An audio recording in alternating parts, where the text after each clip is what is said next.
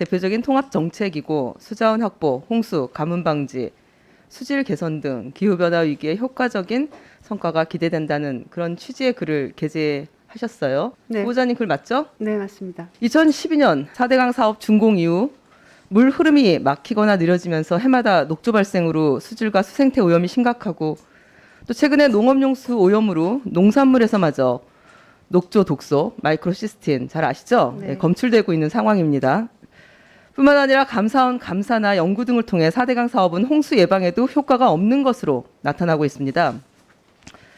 후보자께서 쓰신 글은 이명박 정부가 4대강 사업을 홍보할 때 내세운 효과를 거의 그대로 옮기신 것 같은데 아무리 이명박 정부 환경비서관으로 재직한 후 이듬해 글이라고 하지만 이거 어떤 근거 가지고 4대강 사업을 이렇게 평가했는지 의문입니다. 한번 이거 좀 말씀을 좀 해봐 주시고요. 그리고 많은 국내 전문가들이 4대강 사업으로 오늘의 녹조 오염 등 수질과 수생태를 크게 해칠 것이라고 그 당시에도 경고를 했었습니다. 영국 가디언지는 4대강 사업을 세계의 혈세 낭비 애물단지 사례로 4대강 사업 세 번째로 선정을 하기도 했습니다. 워낙 유명한 내용이니까 아시고 계실 거예요. 물론 녹조 발생이 수온이나 부영양화, 물 흐름 등 복합적 원인이 있죠. 그러나 물 흐름 같은 경우 우리 같은 경우는 이게 인위적으로 막힌 것이지 않습니까? 그렇기 때문에 우리의 의지로도 또 회복이 가능하다라고 볼 수 있는 것입니다.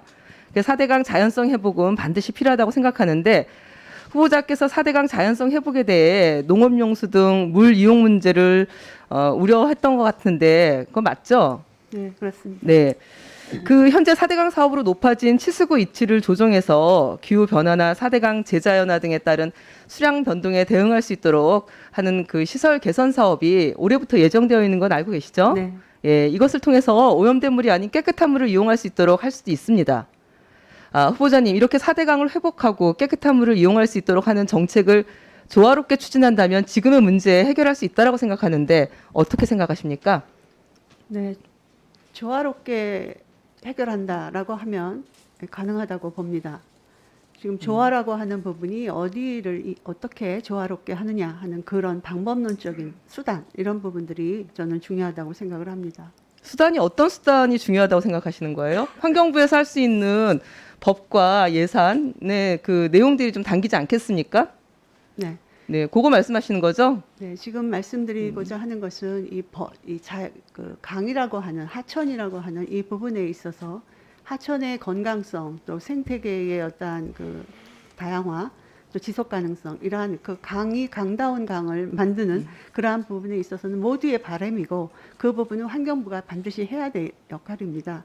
근데 이 4대강 사업이라고 했을 때 제가 이 기고한 이 부분은 4대강 사업이 다목적 사업이다. 그거는 저 이따 마지막에 네. 제가 좀 또 여기 참고인 와 계시기 때문에 참고인 질의한 다음에 그때 말씀을 좀 더 해주시기 바랍니다. 네, 네. 네, 이승준 참고인 앞으로 좀 나와주세요.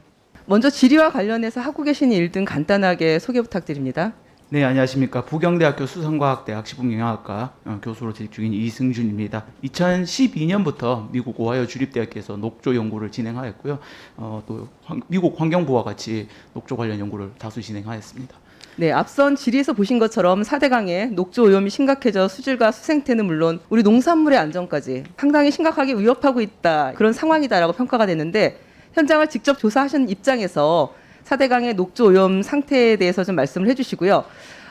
이렇게 심각한 녹조 오염 상태에 대한 정부 차원의 대책 마련도 시급할 텐데 어떤 대책들을 해나가야 될지 말씀 좀 해주시기 바랍니다.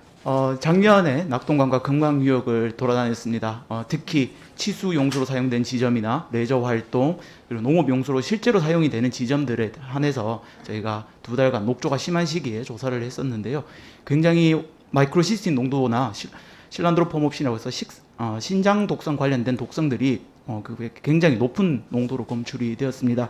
특히 레저 활동이 진행되고 있는 곳에서 1000ppb, 2000ppb까지도 검출된 지역도 있었고요. 더욱 놀라운 것은 농업 용수로 사용되는 농수로에서 채취한 물에서도 마이크로시스틴이 검출이 되었고요.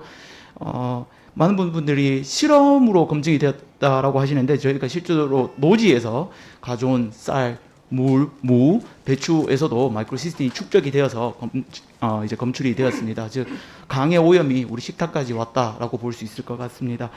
앞서 여러 의원님들께서 이야기해 주셨듯이 녹조는 단순히 한 가지 문제만은 아니고요. 굉장히 복합적인 문제입니다. 환경부에서 더욱더 다각도로 바라봐 주시면 좋을 것 같고요. 미국에서나 선진국에서는 이제 우리나라에 있는 조류경보제뿐만 아니라 예보제도 도입을 해서 한 해 얼마나 심해질까에 대한 예측 상황도 있고요. 지금 조금 현실하고 동떨어지게 운영되고 있는 조류경보제도 개선의 여지가 좀 필요하다고 생각이 됩니다. 또한 새로 야기되고 있는 에어로졸 문제, 즉 공기로 독성이 사람에게 노출될 수 있다.